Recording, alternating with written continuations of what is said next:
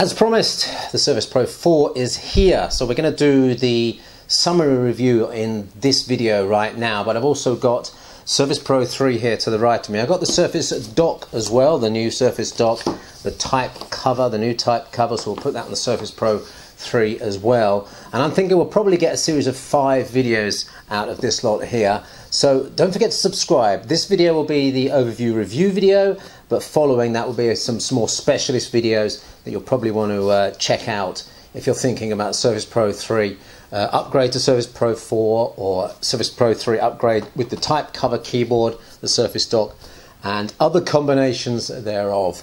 Notebookcheck.com, notebookcheck.net for the full review, but stay tuned. I'm going to give you the highs and the lows, pros and cons. I'm going to give you the results from our test lab, including detailed screen results, performance results, graphics results, temperature results, etc, etc, and we'll give you our summary review score at the end.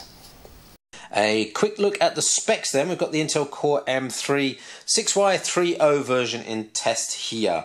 Actually, in front of the camera it's the Core i5 version, but the casings and screens are exactly the same on these two devices. But I'll be bringing you the performance results from the Core M version, not the Core i5 version. 12.3-inch screen, IPS glossy, 2736 by 1824, a very high resolution screen, and it really punches. I'll talk about some of the performance characteristics of that screen later in the video. Connectivity doesn't change. Let's take a quick look at the ports. So around there you've got the same ports as before, so that's the mini display port, USB 3 port, and then right down behind the stand you've got that micro SD port. There is on the top left, as before, the headset port.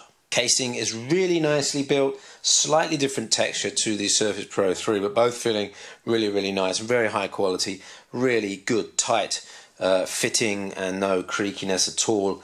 Our stand was working perfectly, and overall it looks a really nice high quality device and slightly thinner than the Surface Pro 3 of 2014.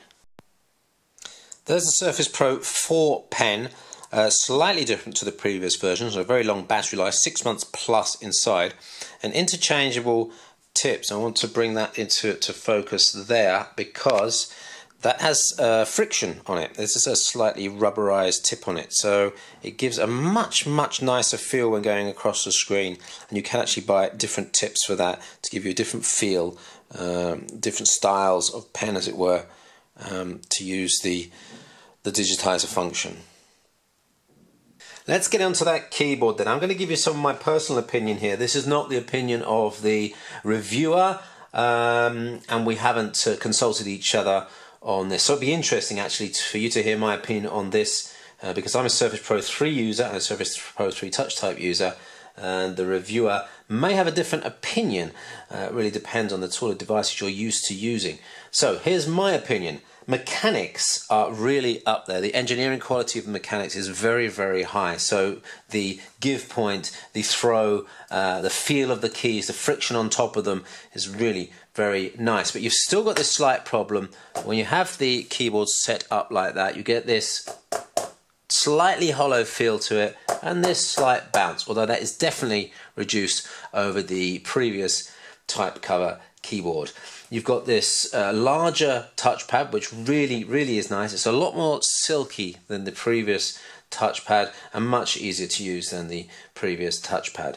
Now, it's a lot better than the original type cover mechanical keyboard, but is it as good as, for example, a ThinkPad? Well, it's not really up there with that sort of quality. It is, if you want a backlit keyboard, one of the nicest and lightest keyboards you could possibly get that's full size, but it's certainly not up there as an all-dayer keyboard, and you probably wouldn't want to have this in front of a big screen if you attached it via the docking station.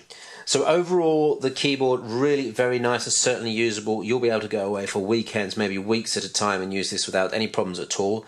Don't forget that you've still got that lapping issue.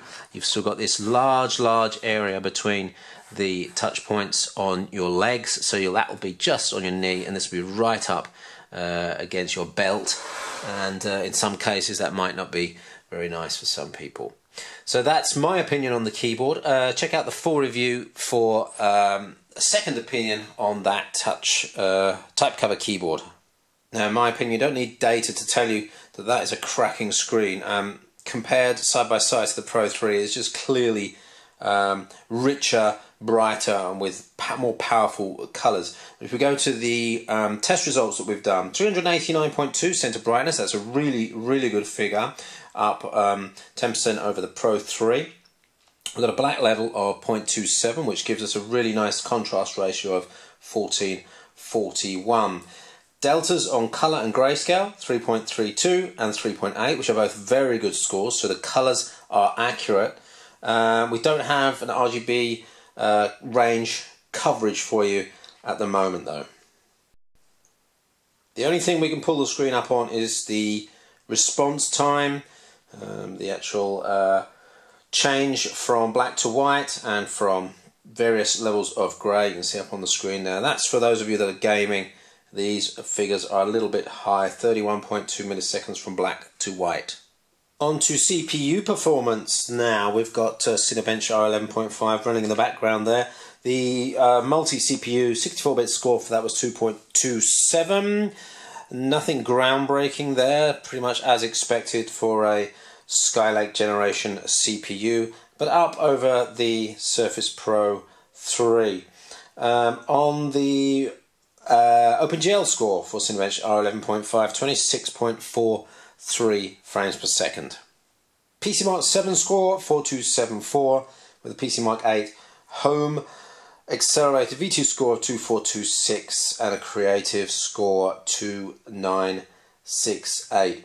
Let's quickly look at the SSD inside, because it is now PCIe connected rather than SATA connected. So we're getting a really nice sequential read speed of 662.5 megabytes per second. Go to the 4K write speed, another important one, 68.02 megabytes per second is excellent. There should be no bottlenecks in terms of transferring large files over, for example, USB 3 into that SSD.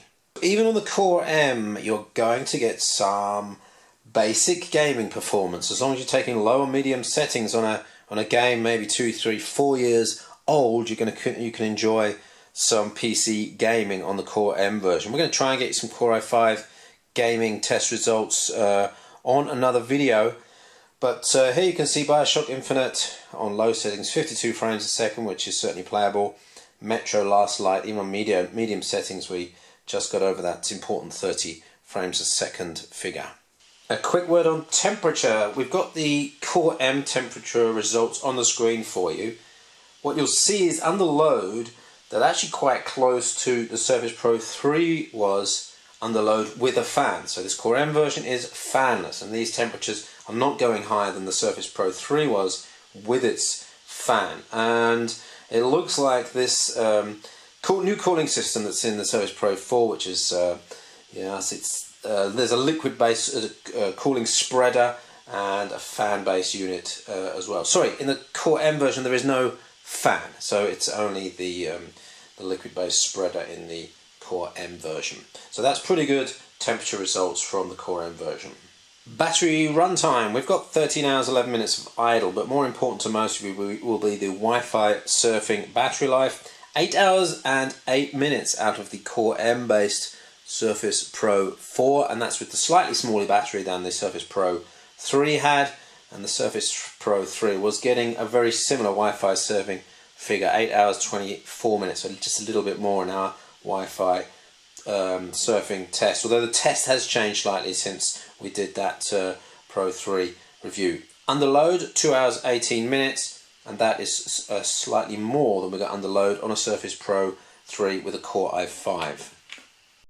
And before we wrap up this video, a brief look at the docking station there.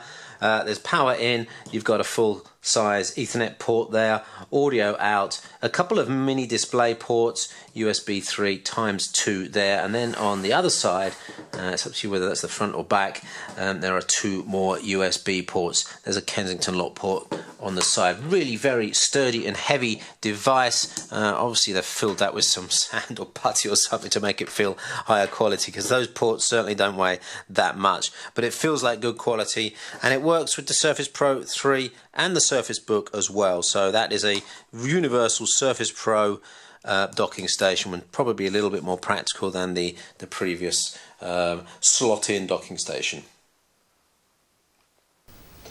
That's given you some of our test results from the Surface Pro for full review, which is going up on notebookcheck.net and .com, English and German. The final score, the final rating for the Pro 4 was 88%. That compares with 86% for the Pro 3, so still a very good device and still just slightly better. But I think the things to, from my perspective as a long-term Pro 3 user, is the thermals, which are going to give you much more long-term performance if you're doing things like gaming or video rendering. The screen, which is really quite incredible, one of the nicest screens I think I've ever seen. Very, very accurate and very bright with a beautiful black, very deep contrast. We've also got Windows Hello support on the video camera, and that very fast SSD as well. So there's some really nice features over and above the Pro 3. We've also, of course, got the new type cover keyboard, and don't forget that actually does work on the Pro 3 as well, so you can upgrade your Pro 3 with the new type cover keyboard. The other thing that works on the Pro 3 is the docking station. That will clip onto the side as well. So if you're looking for a new docking solution for your Pro 3, that new docking station is possible. Thank you for watching, and subscribe, because we've got some more videos coming up in this series. I want to do a comparison of the Surface Pro 4 Core M. You've just seen the results for the Core M version. I've got the Core i5 version here. We'll do some performance tests on that and do a slight comparison. And thermals will be an interesting comparison. Battery life will be an interesting comparison. And of course, performance, especially long-term load performance as well. We'll get the Pro 3 in the comparison as well, and I'll try and do a little bit more detailed video about that keyboard, although you saw my opinion in the video earlier, so there's not much more for me to say about that. Great improvement over the previous type cover keyboard. We'll see you in the next video, and that is probably going to be the Asus T100HA, which I've got charging just behind me there. Its battery ran out as I was doing the video earlier, so I'll finish off that one, and we'll see you on that video, and we'll see you on more videos next week, because we've got, I think, 3 or 4 devices coming in over the weekend. So stay tuned, and we'll see you on the next. It's late. It's 10 o'clock here in Germany. It's been a long day of Surface Pro testing and video making. See you on the next video.